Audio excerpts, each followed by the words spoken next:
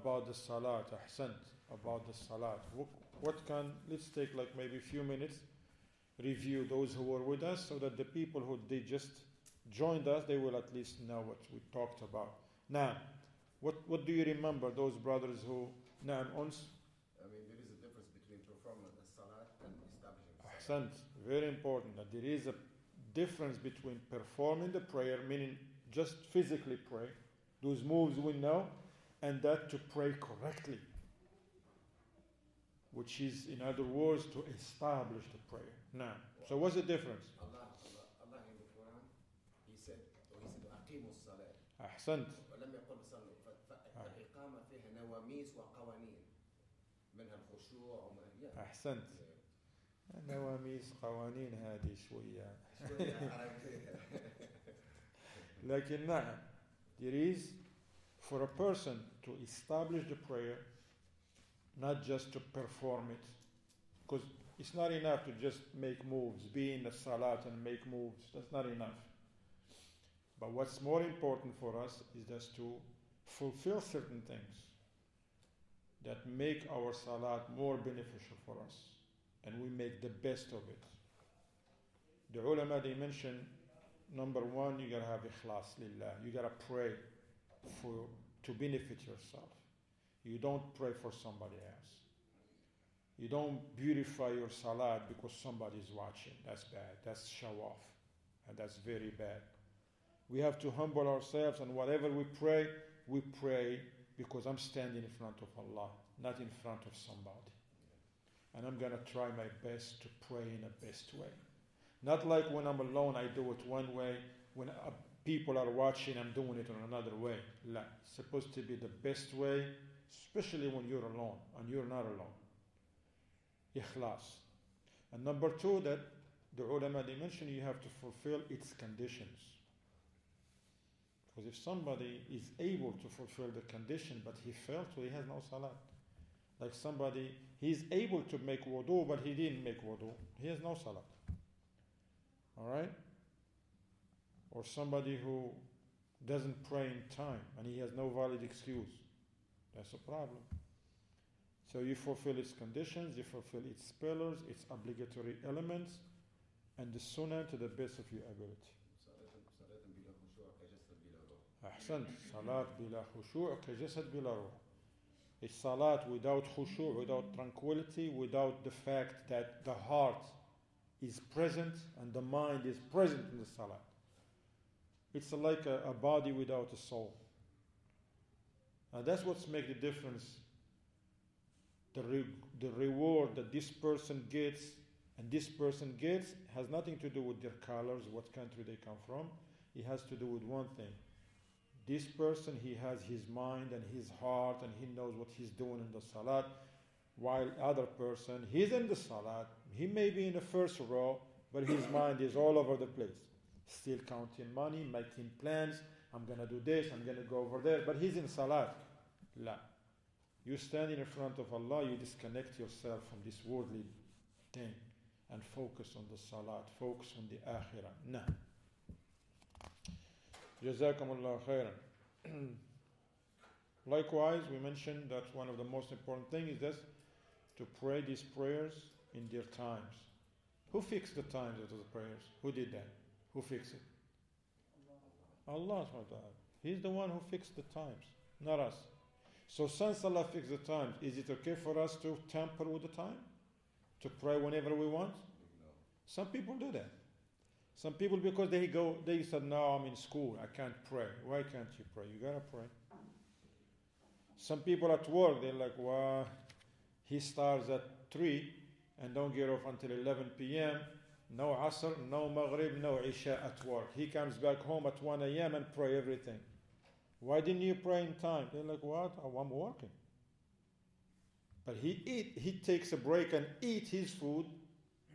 He takes a break and check his Twitter. Why can't you do that? Why can't you say, I can't check my Twitters because I'm at work? Salat is more important, ya akhwan.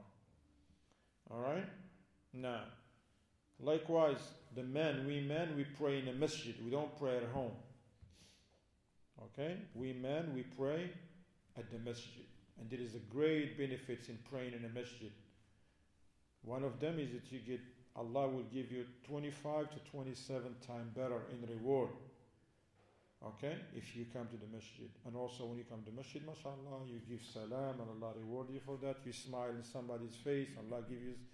There is a class you attend and you get a lot of benefits. If somebody die and there is a janazah prayer, you're going to perform it.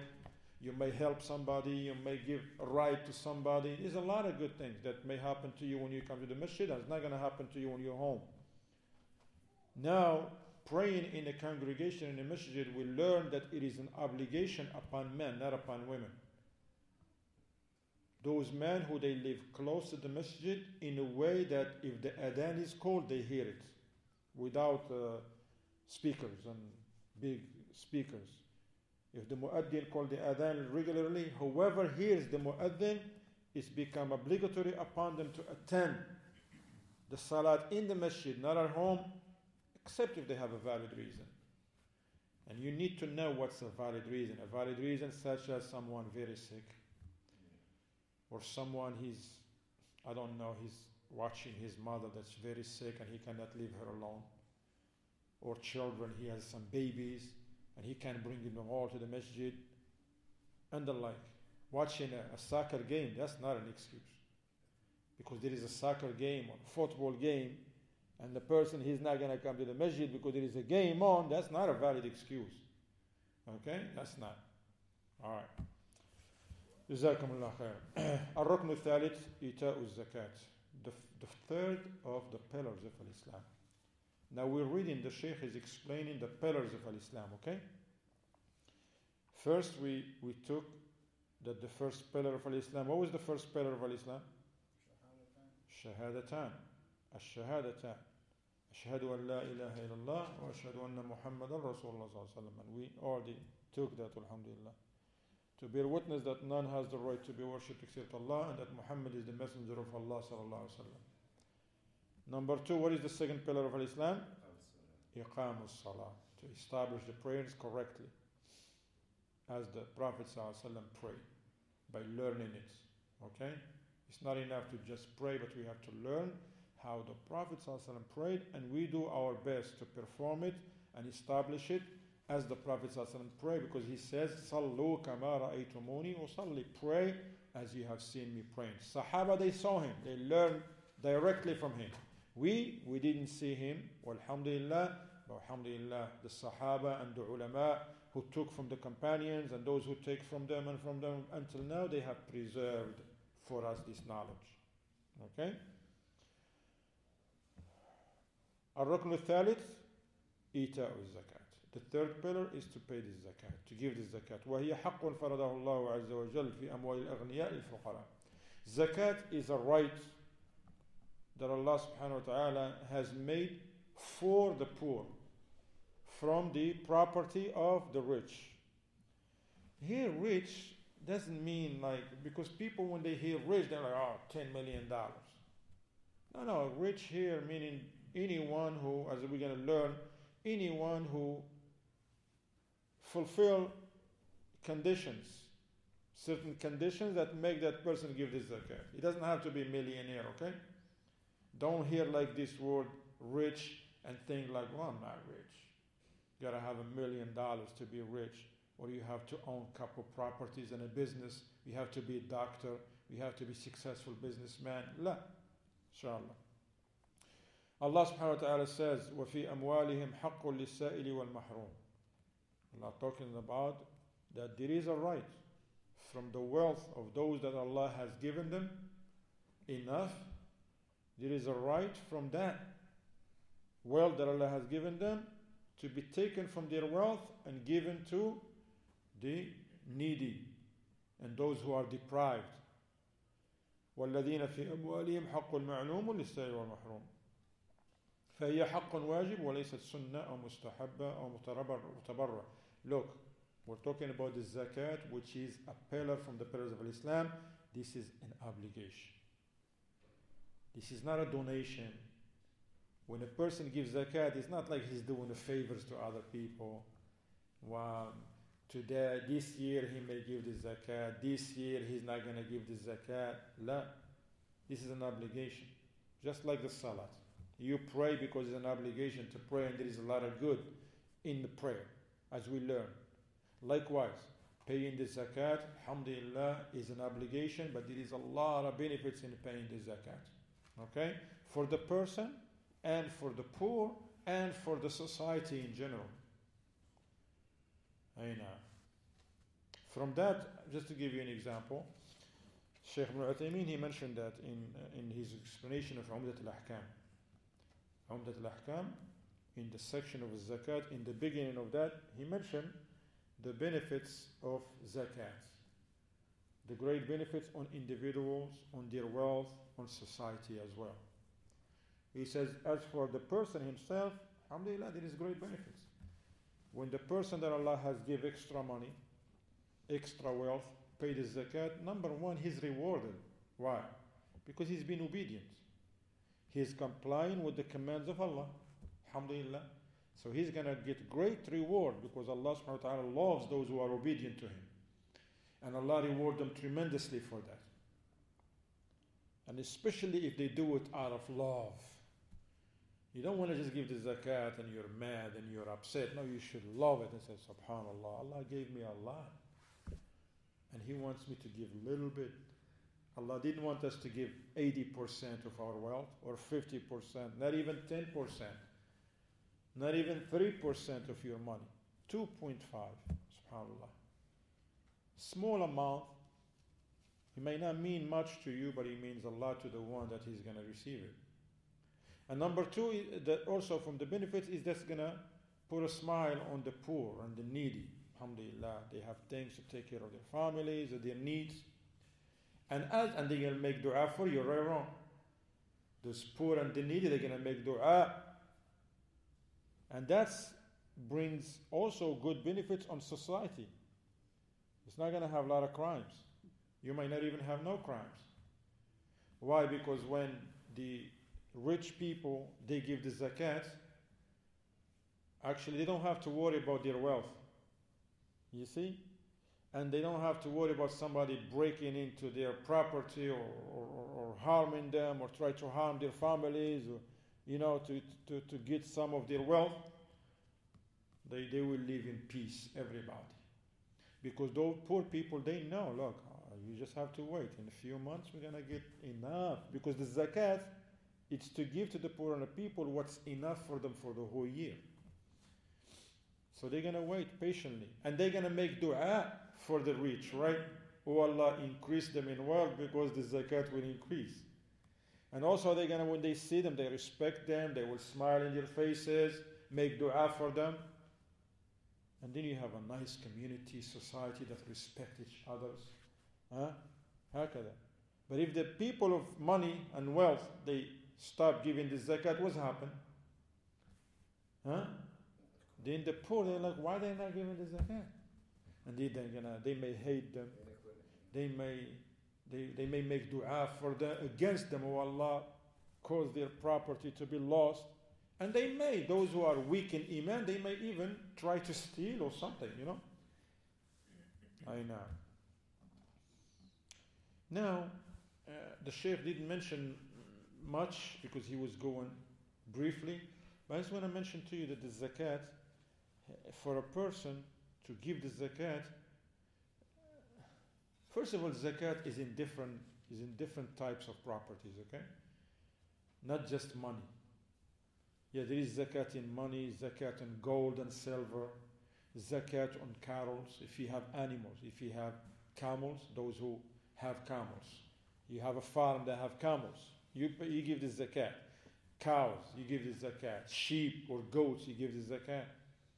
Likewise, if somebody has business, grocery store, whatever you're selling, cars, department clothing, whatever.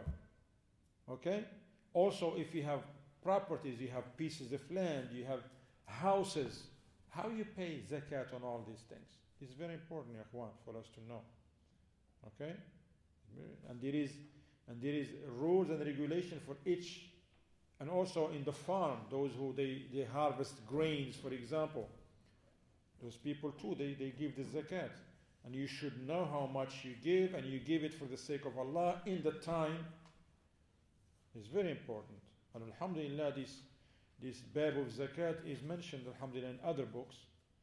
Okay, Allah يقوم لعمدة الأحكام بلوغ المرام لك الملخص الفقهي of Sheikh Salih Al-Fawzan in details alhamdulillah.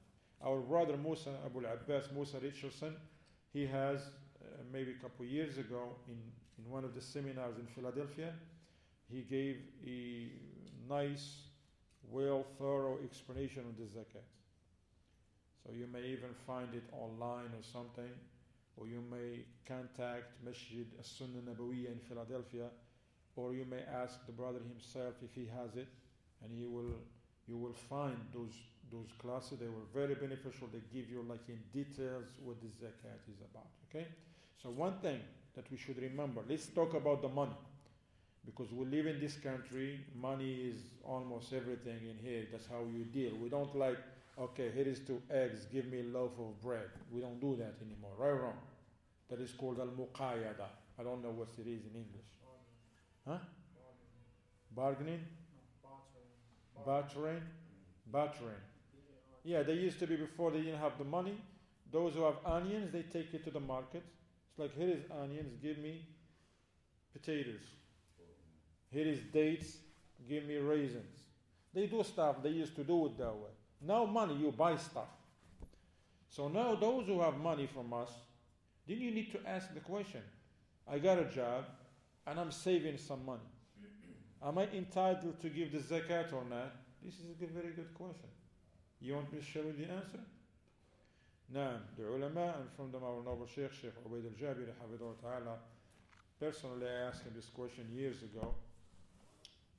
Look, there is 2 conditions, like it says. One of them is called an-nisab. An-nisab. The other one is al-hawl. I explain both of them. If someone have an amount of money, let's say someone inherited $100,000, and that brother he has a job, and he didn't need the 100,000. He just put it someone in safe, and he stayed there. The $100,000. If 1 year go by, 1 year, this brother he received the inheritance in the 1st of Ramadan, for example, last year. The 1st of Ramadan, he got his check, 100,000. Now we are in Rajab, the month before Sha'ban, who's before Ramadan. And he's still holding to the 100,000. My question to you, he paid the zakat or not? He should have paid the zakat already or not? He paid the zakat? Yes? No? Allahu A'lam. Which one? Allahu A'lam. He paid the zakat or not? So he said that how 1 year? Listen, I said this brother here in the example. Last Ramadan, the 1st of the Ramadan that passed, he inherited $100,000. Today, does he pay the zakat or not? No. Why not? He does? Yes. Why? If you say, huh? He had it for a year. What? Hold on. What is this year? What is the year? Ramadan he pays. Ramadan? Ramadan is not here yet.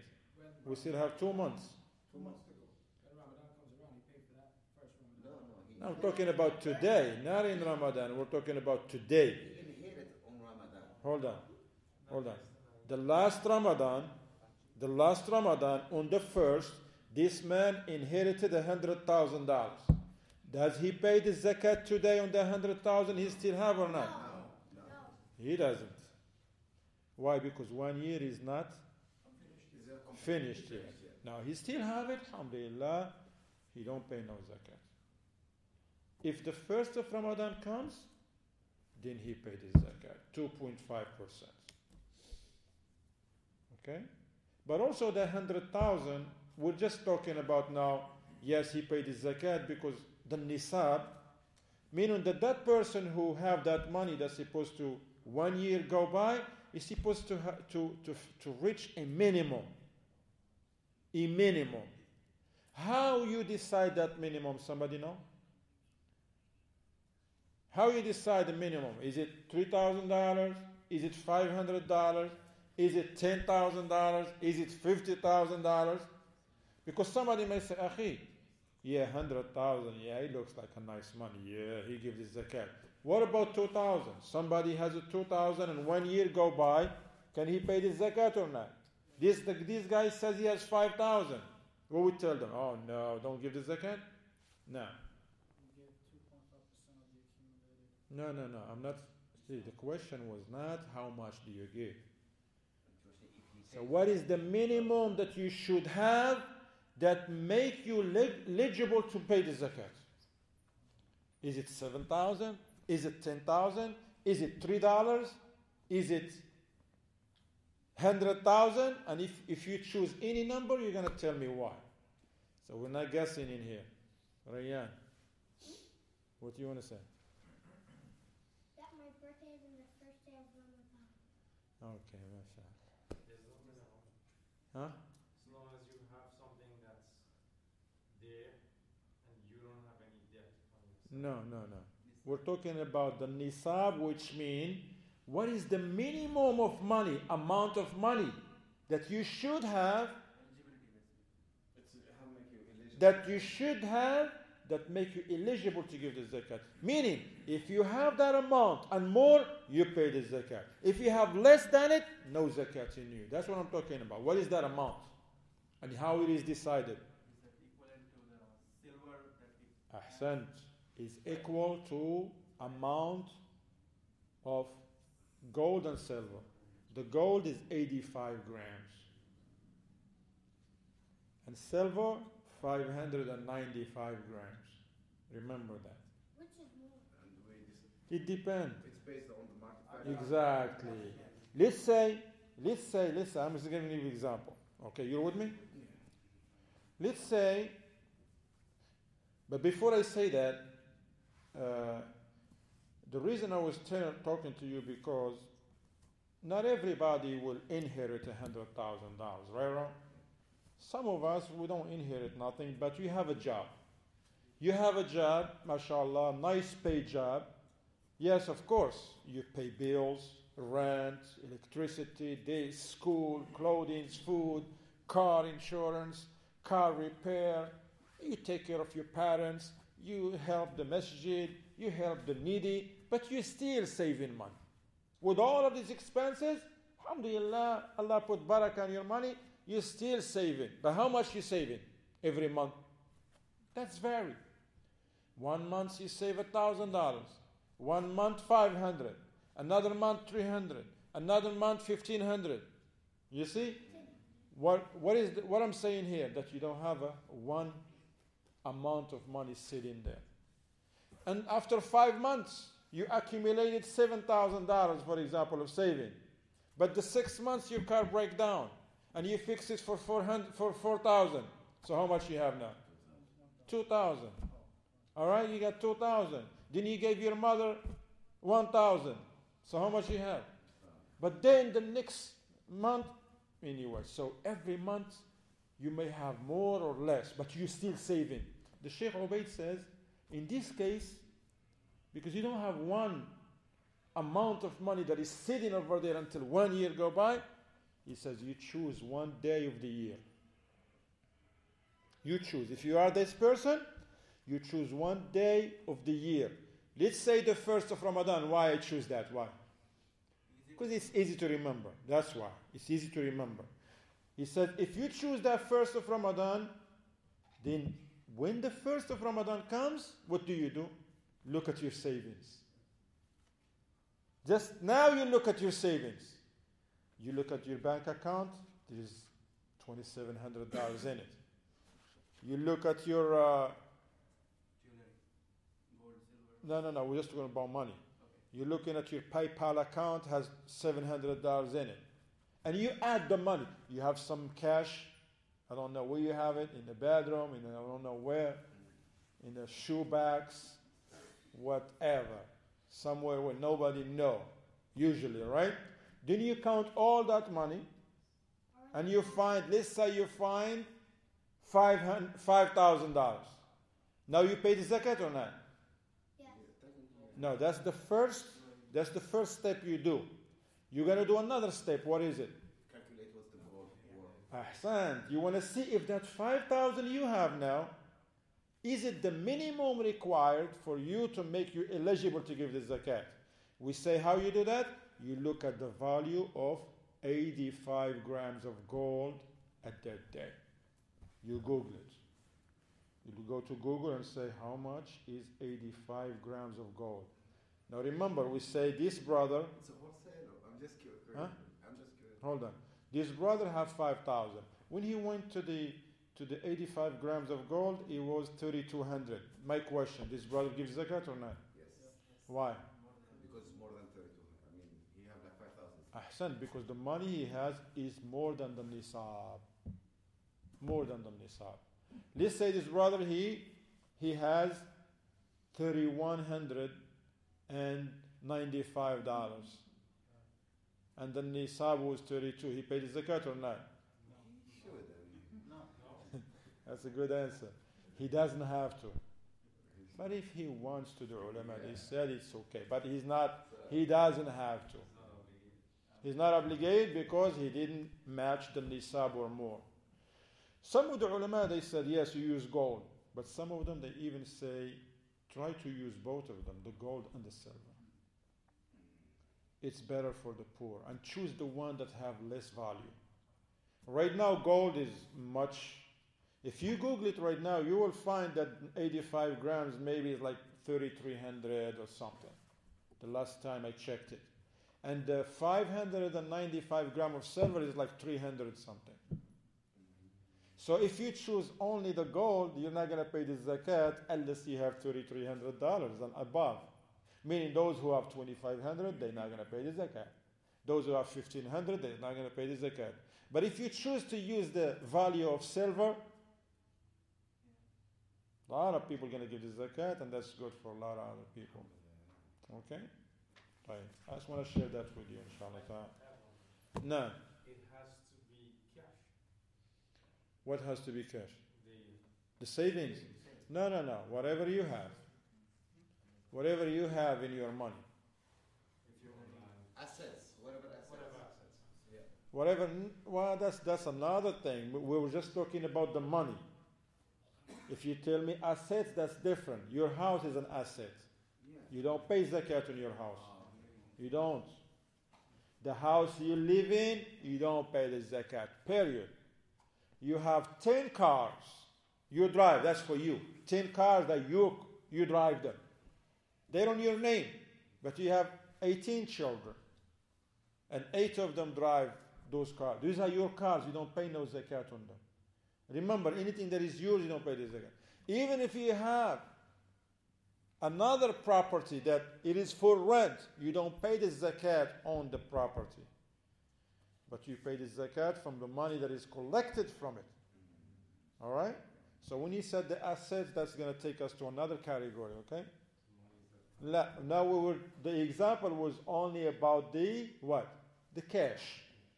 You have some cash, whether it's in a bank, whether it is in a PayPal, whether it's in a Cash App, whether it's in, I don't know, Zelle, whatever. You have so many stock today. So whatever it is, then that's the one we're talking about now. Yeah, if the woman has the gold, the jewelry. That's another thing now. If the gold and gold itself, that's another thing.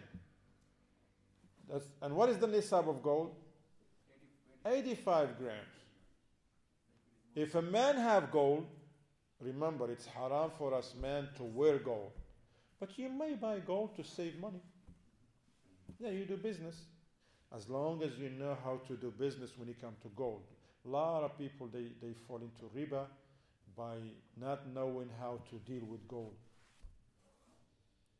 It's amazing. Some people, and this is one of the common mistakes, see one window take us to another. One of the common mistakes that is not permissible to do because of hadith of the Prophet ﷺ, they say gold is hand in hand in the same gathering, same place, same time. They say a woman, she has a bracelet that she had it for 5 years.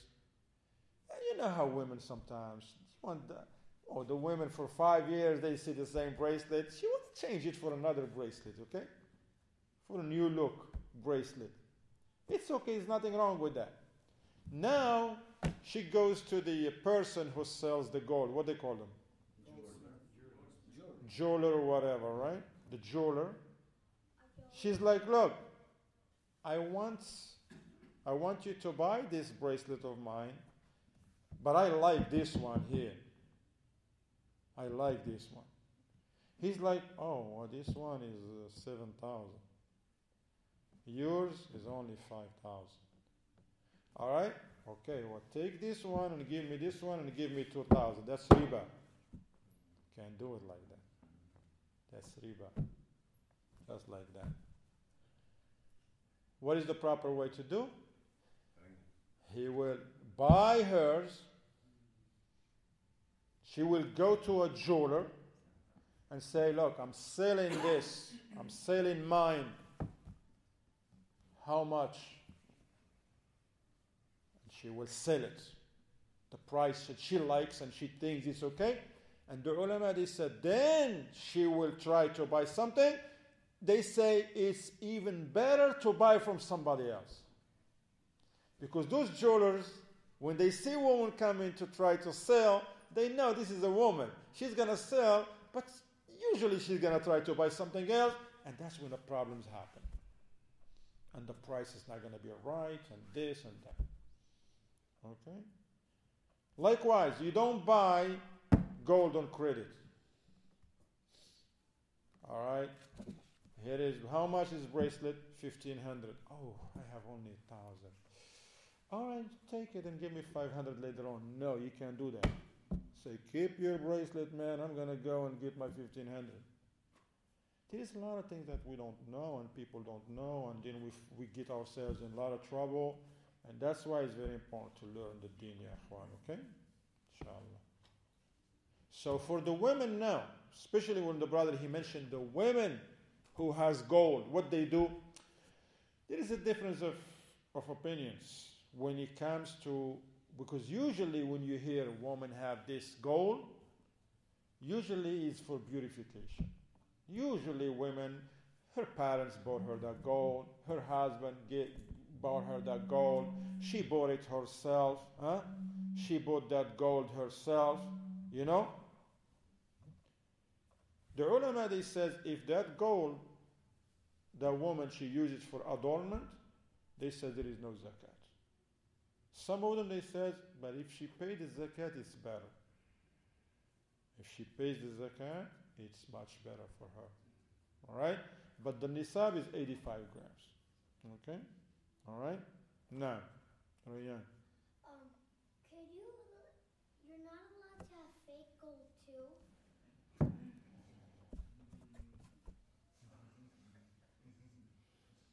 What does that to do with it? I may answer you after 10 years, inshallah, okay? You grow up a little bit, Rayyan, and then give Yeah, you but what about in games too? Games? What games? Like Roblox. There's Games? every color. They wear gold on their characters in the games. Alhamdulillah. Now, How much is for the silver 85 as well? 595 grams. 595 grams. Yeah, but No, what Huh? about fake gold? silver, yeah. No. Is there like a limit, like minimum age? For example, someone doesn't have a bulugh and he inherits the money. No. That they do. The one who's in charge of him, Yeah. they will take care of it. Okay. No. I was going to say something else and you said. Because a lot of people, I mean, I know a lot of people, they don't really pay attention to zakat. But when You it have comes- to, ya But akhwan. when it comes to the tax season, to pay Mr. Sam, they hire even like, tax Exactly. account, Exactly. No, And they zakat pay is like a important, big- ya akhwan. You gotta pay the zakat. And they pay even like a big chunk, you know what I mean? And if you pay this, if somebody has a business or alhamdulillah has some money, if you pay the zakat, you don't have to give these people a lot of money. And now you're giving the zakat for you. Allah will purify yourself, your family, protect you, you purify your wealth, and you're, mashallah, you're helping the Muslims, mashallah. Pick the time. Is there like specific time or you can pick? For what? Is it like a deadline for to pay zakat? I know This it's 1 year. zakat, no. Zakat, for money, for example, or for those things that necessitate 1 year. All right? Like the grains, for example. You give the zakat at the harvest. You don't have to wait for 1 year. You harvest, give the zakat. All right? Now for the money, yes, property or gold, you have to have 1 year. Okay, 1 year go. Let's say that same person who have $100,000. He was just sitting in there because he has, mashallah, has a nice job. He was just sitting over there. 3 days before the year came to an end, he went and bought a house. This person now gives zakat or not? He don't give no zakat. Why he don't give no zakat? Why? Huh? He has no cash. Yeah, because that money is gone. He doesn't have it. Because he has to fulfill that condition. 1 year go by. But it's just few days or few weeks, something happened. And he bought a house or a land or a property, whatever, or start a business. No, he doesn't give the zakat on that 100,000, but he may give the zakat on something else that he still have, okay? No. Can you pay before, like few days or a week before that? The ulama, they mentioned, they said if somebody wants to pay before, it's permissible. Okay. Yes. But now, if somebody is eligible to give the zakat, they should not delay. Let's say Ramadan comes, that brother who have $100,000 and he has to give that 2,500, because that's what you give from 1,000, right? Right? 100,000. Huh? 100,000 is like 2,500. Yeah, 2,500. He has to take that 2,500 and give it. He's not gonna like wait another month or two. He has to give it immediately. All right? No. Do we have some time? Yeah. Okay, yes, sometimes. Let's take a rukn al-rabi'. What is the rukn al-rabi', ya akhwan? No, I have another question about zakat, just the last question. And who? You said the last question, so The last question. not me. And who's eligible for the zakat to give him the zakat? It's like a. But you looking at him, you asking him? All right, you answer. Is it Ah. al-aqrabuna awla bil-ma'ruf? That's a very good question. Also, alhamdulillah, Jazakallah khair that you mentioned that. That's important. Who are the recipients of the zakat? Who are they? I'm going to give it to you simply in this number. 960. 960. What's that? 960. What's that? 960 people? No. What's 960? What I meant with that? 9 years? No. Think of Quran. Quran, hint, Quran. 56 9/60. Chapter 9, verse 60. What chapter is that? Chapter 9 is what? The Tawbah. So go to Surah At-Tawbah and look at the ayah 60. It tells you the 8 recipients. There is 8 of them. That's the most important, very important. That's important too. So masjid is not one of them. Look at the mistake that some people do. Because of the greed of some administrations, they will tell the people, bring your zakat here. The masjid, mashallah, is a beautiful place. And we should take care of the masjid. But the masjid is not one of the 8 recipients that the zakat of wealth should be given to the masjid. That's why you got to be careful. You're going to give your money to some sadaqah. They say, oh, zakat al-mal, put it over here. No, you have to make sure what they're going to do with it. It's different now if a masjid is established upon sunnah like this one, alhamdulillah. Okay? Because we just say what we know about the masajid, you know. This masjid, alhamdulillah, we know that imam is upon the sunnah, the administration upon the sunnah, the people that come here, they want to practice the sunnah and apply the sunnah. If the imam of this masjid in ICPB or the administration, they say, look, ikhwan, we just want to make it easy for the people. Those who they have zakat of wealth, and you want us to distribute it on your behalf, yes, we know some people. We know some poor people. We know some needy. We know people that are going through some hardship, debts. From those 8 categories, we know them. If you want us to take care of it, Please bring it to us. Please, please, please, do not put it on the sadaqah box for the masjid. Don't mix it with donations for the masjid. Do not make that mistake. You have zakat, give it to the imam in his hand, or give it to this brother right here in his hand. And it will be nice if you put it in an envelope and say zakat, so that that imam or that person in the administration, or whoever is in charge, he knows that this money will never ever go towards the masjid. It's going to go towards the people that Allah mentioned. Okay? Barakallahu feekum. No. Rabi'an, what is the fourth pillar of Al-Islam, ya Ikhwan? Sawmu Ramadan. Ahsan, Sawmu Ramadan. Very good that he said it like that. Fasting in the month of Ramadan. Once a lifetime, right? Alhamdulillah. Fasting in the month of Ramadan, once a lifetime. Somebody, no correction? No correction? What did they say? What's wrong with what I said? Once in a lifetime. Once a lifetime. Once every year. Yeah, sense. So that's why I said that on purpose, to see if you got with me or you know something else. So what is the mistake in here? Fasting in the month of Ramadan or once a lifetime? Which one is a mistake? Once in a lifetime. Once a year. Once a year. Why can't we fast twice? Ramadan, twice in a year. Why not? Huh? 12 months in a year. It's not upon the Sunnah? What if somebody tell you it's from the Sunnah, brother? You don't know. Look, I memorize Quran and I'm PhD in fiqh, but you don't know nothing. What are you going to say now? Oh, yeah, brother. Jazakallah khair. Nah, because it is only 1 month. Ramadan is only 1 month. All right? Alhamdulillah. So that's why we don't have 2 Ramadans, okay? Alhamdulillah. Allah subhanahu wa ta'ala said in the Quran, شهر رمضان الذي أنزل فيه القرآن. Allahu Akbar. Look at the ayat in Surah Al-Baqarah from 183 and up. They talk to you about Ramadan, rulings of fastings and the like. Okay, Ramadan, the month of Ramadan in which the Quran was revealed. Okay, these ayat. So it is obligatory upon every Muslim, man and woman, to fast in the month of Ramadan. Day by day.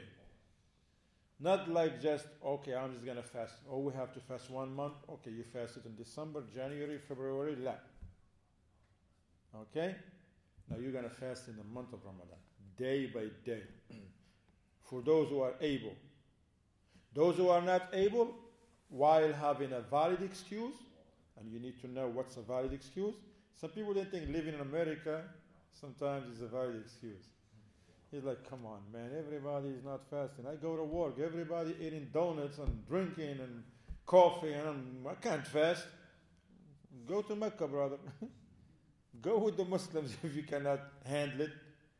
But you're not going to say, oh, I live amongst kuffar, I can't fast Ramadan. Now you got to fast, you're a Muslim.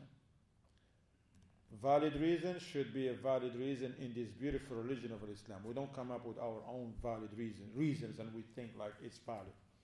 All right? From the valid reason, for example, traveling. If you're traveling, you can break the fast. Regardless. You're traveling on camel, on foot, on a plane, on train, car. If you choose to break the fast, you can. Allah tell you that. Or physically not fit. No, traveling. Or if you're sick. If If you're sick and cannot fast, no, you don't fast. Likewise, if fasting make you sick or was a great hardship, then you break your fast. Or a woman that is pregnant and fasting, she tried to fast, but it was difficult, she don't fast. A nursing woman, she's afraid for herself, for her baby. She tried to fast, but she can't.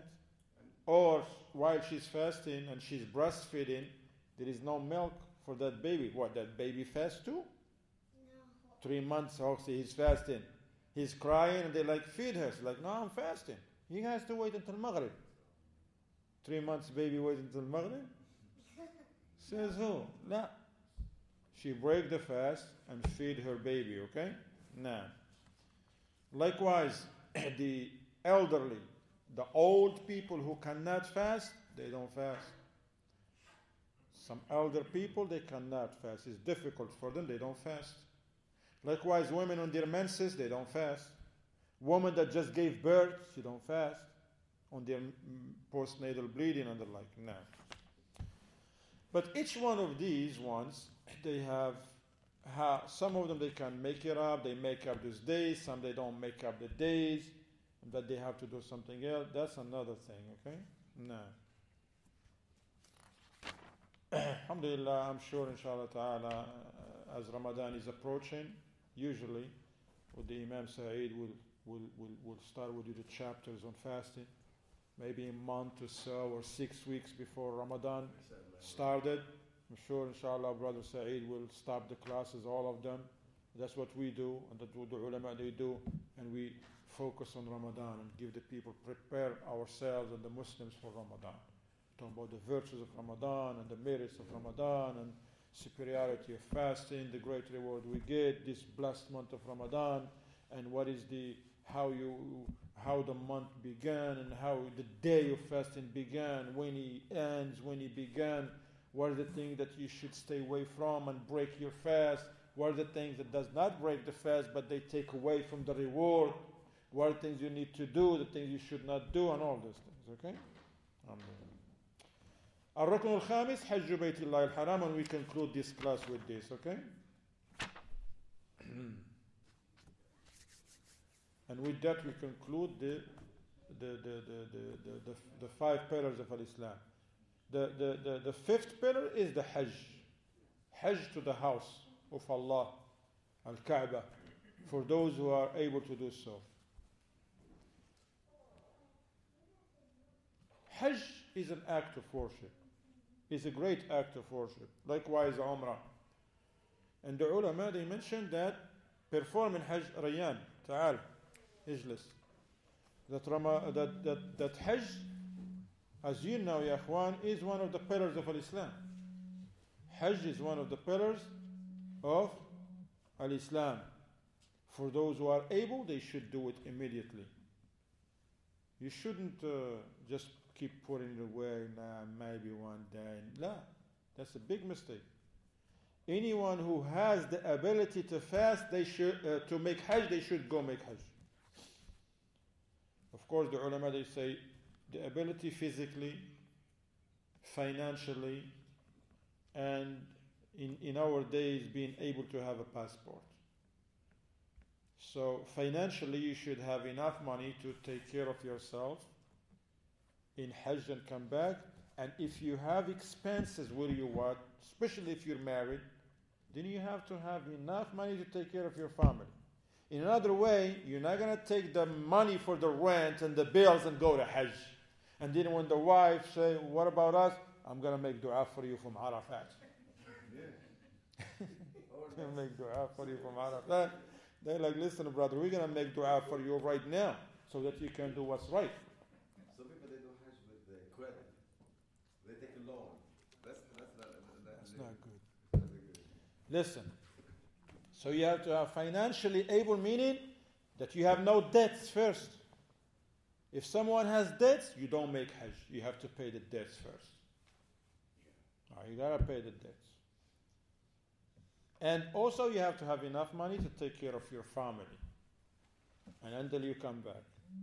And add to that now, being able to travel, because now there is visa, there is passport. Some people, they cannot have issue a passport, and they fear Allah to the best of their abilities.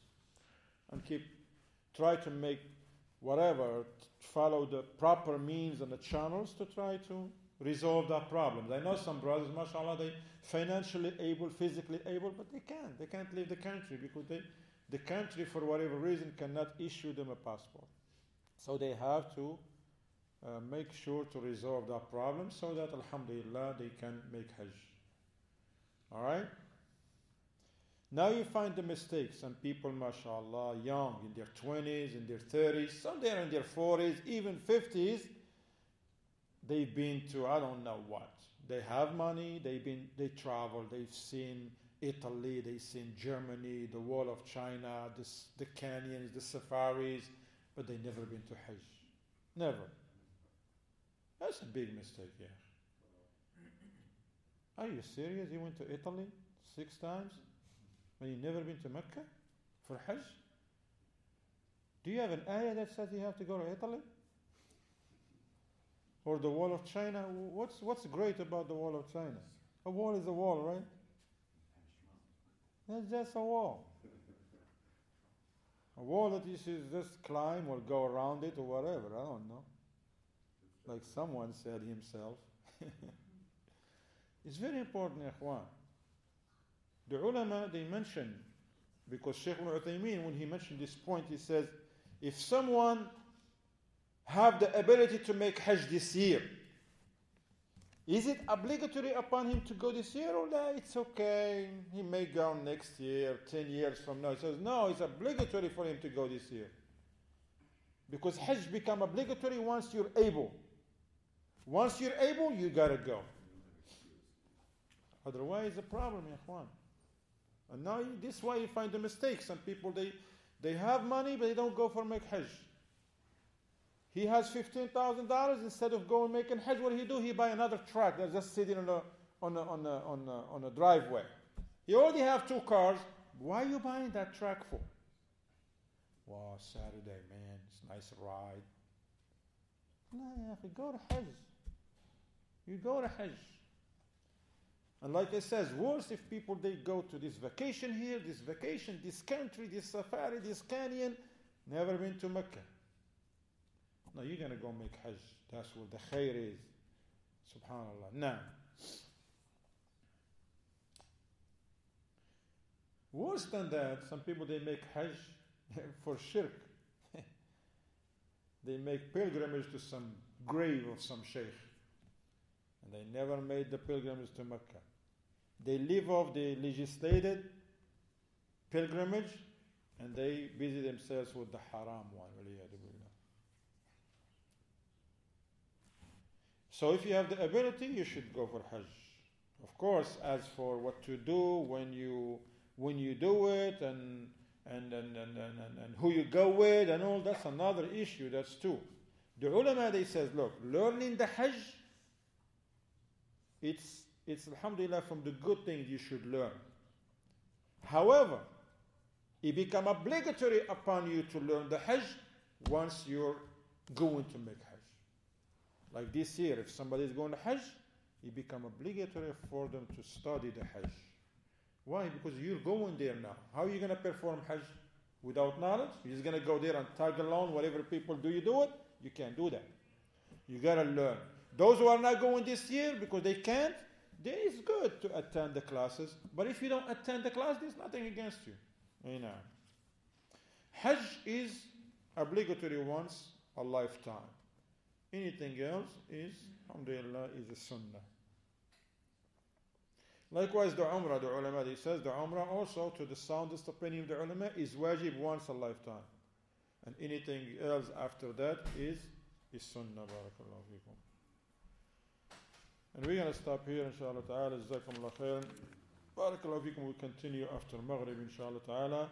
And we start the classes and the explanation about the pillars of al-Iman. The pillars of al-Iman. وصلى الله وسلم على محمد وعلى آله وصحبه وسلم تسليما كثيرا.